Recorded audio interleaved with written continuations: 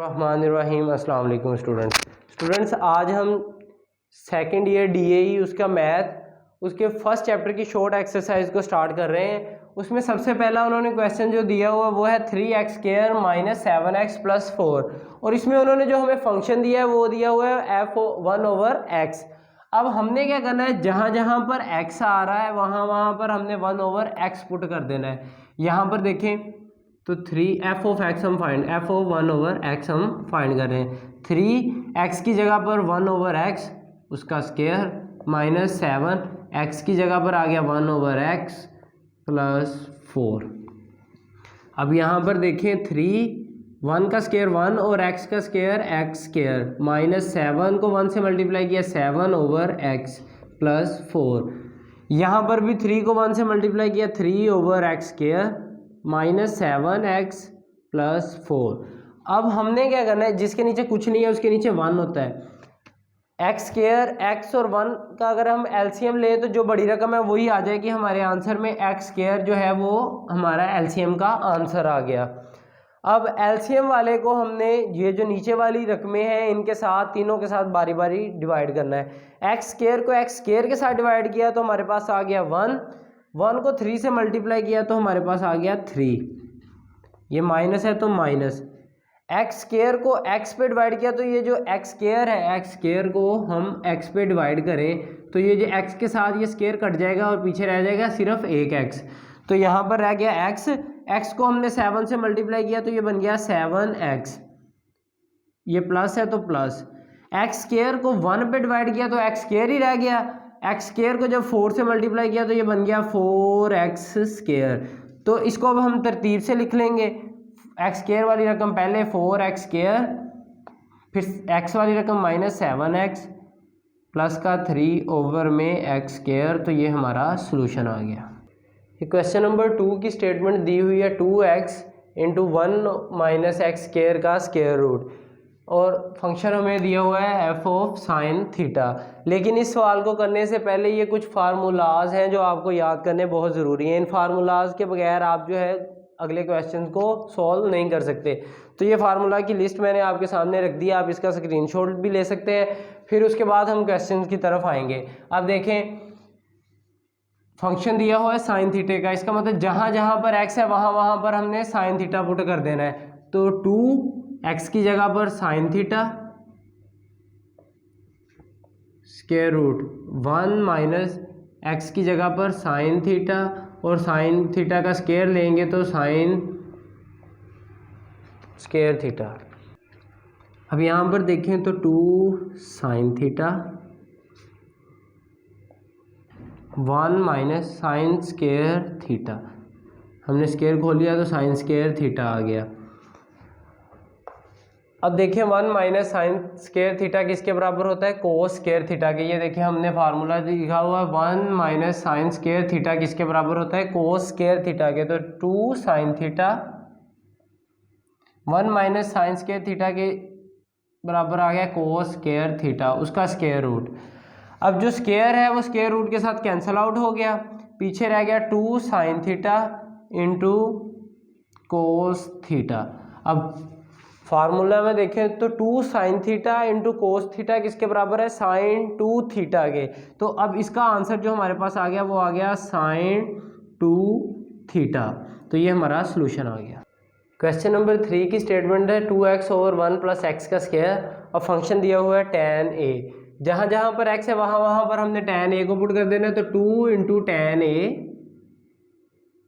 Over में 1 + x की जगह पर tan, तो tan x का स्क्वायर है तो tan²a। अब हमारे पास फार्मूला होता है tan का होता है sin/cos और इसी तरह 1 + tan² का होता है sec²θ। अब हमने क्या करना है, इन वैल्यूज़ की जगह पर उनके जो फार्मूलाज हैं उनको पुट कर देना है। 2 ऐसे ही आ गया, tan जो होता है वो होता है sin/cos a। ये हमारे पास ये वाली, यहाँ पर डिवाइड 1 + tan²a। अब 1 + tan² जो है वो होता है 1 + अब देखें 1 + tan स्क्वायर किसके बराबर था, 1 + tan स्क्वायर जो था वो सीकेंट स्क्वायर के बराबर था। अब इसकी जगह पर हमने लिख देना सीकेंट स्क्वायर ए।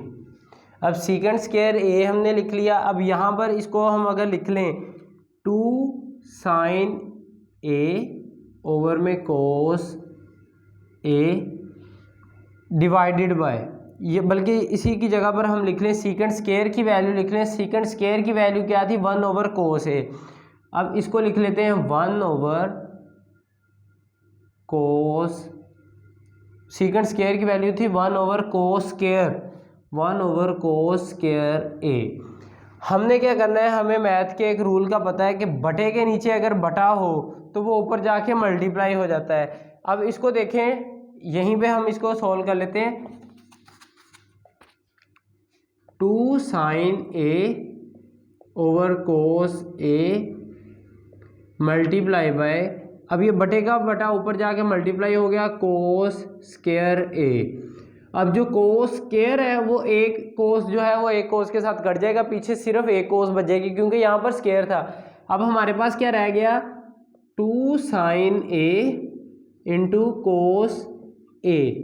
अब 2 sin इंटू cos किसके बराबर था, sin 2a के। तो ये हमारा सोल्यूशन आ गया। अब इसको हम दूसरे तरीके से भी कर सकते हैं, अगर आपको यहाँ से समझ नहीं आई तो इसको हम देखें कि अगर यही रकम हमारे पास है 2 sin a over cos a, 2 sin a over cos a, तो ये डिवाइड हो रहा है तो इसको डिवाइड के साइन के साथ लिख देंगे 1 ओवर cos स्क्वायर a। अब डिवाइड हो रहा है, हमें पता है कि जब इसको मल्टीप्लाई में कन्वर्ट करेंगे तो नीचे वाली रकम ऊपर और ऊपर वाली रकम नीचे, तो 2 sin a over cos a multiply किया तो ये cos स्क्वायर ऊपर चला गया, cos स्क्वायर a ओवर में 1, तो 1 की तो वैल्यू कोई नहीं होती। अब इसको आगे इसी तरह करना है कि इसका जो स्क्वायर है वो इसके साथ कैंसिल आउट हो जाएगा, पीछे रह जाएगा 2 sin a into cos a। उसका हम सोल्यूशन ले लेंगे उसको, तो वो 2 sin 2a के बराबर आ जाएगा। अब ये क्वेश्चन नंबर 4 है। इसमें देखिए उन्होंने सिर्फ एक ट्रिक दिया हुआ है कि यहाँ पर पहले तो f(5) फाइंड करना है, फिर उसका फंक्शन ले लेना है, पहले 5 फिर उसके बाद उसका फंक्शन जो हमारे पास आंसर आया। पहले हम f(5) फाइंड करेंगे, तो f(5) करने के लिए क्या करेंगे, जहाँ जहाँ पर x है वहाँ पर हमने क्या कर देना है, 5 पुट कर देना है। तो 1 माइनस x की जगह पर 5, तो ये हमारे पास क्या आ रहा है 1 माइनस 4, तो ये हमारे पास वैल्यू आ रही है -1 ओवर 4। अब हमने f(5) फाइंड कर लिया है। अब हमने क्या करना है, f(5) फाइंड, मतलब यहाँ पर जो हमारे पास अब x की आंसर आया है ना f(5) का जो हमारे पास आंसर आया वो अब हमने x की जगह पर पुट कर देना है। तो x की जगह पर अब हम क्या पुट करेंगे, माइनस का 1 ओवर 4, तो 1 ओवर में 1 माइनस का 1 ओवर 4। तो अब इसको यहाँ पर आगे कर लेते हैं, 1 ओवर में 1 माइनस माइनस प्लस 1 ओवर 4। पहले हम नीचे वाली साइड को सॉल्व कर लेंगे, उसके बाद हम ऊपर वाली साइड की तरफ जाएंगे। तो ये देखिए 1 ओवर में 4 और इसके नीचे 1 है, तो 4 और 1 का एलसीएम लिया तो वो आ गया 4 ओवर में। ऊपर क्या आ गया हमारे पास, देखें पहले 4 को 1 पे डिवाइड किया तो 4, फिर उसको 1 के साथ मल्टीप्लाई किया तो ये आ गया 4, सेंटर में प्लस है तो प्लस, फिर इस 4 को 4 पे डिवाइड किया तो हमारे पास आंसर आया 1, 1 को 1 से मल्टीप्लाई किया तो हमारे पास आंसर आ गया 1।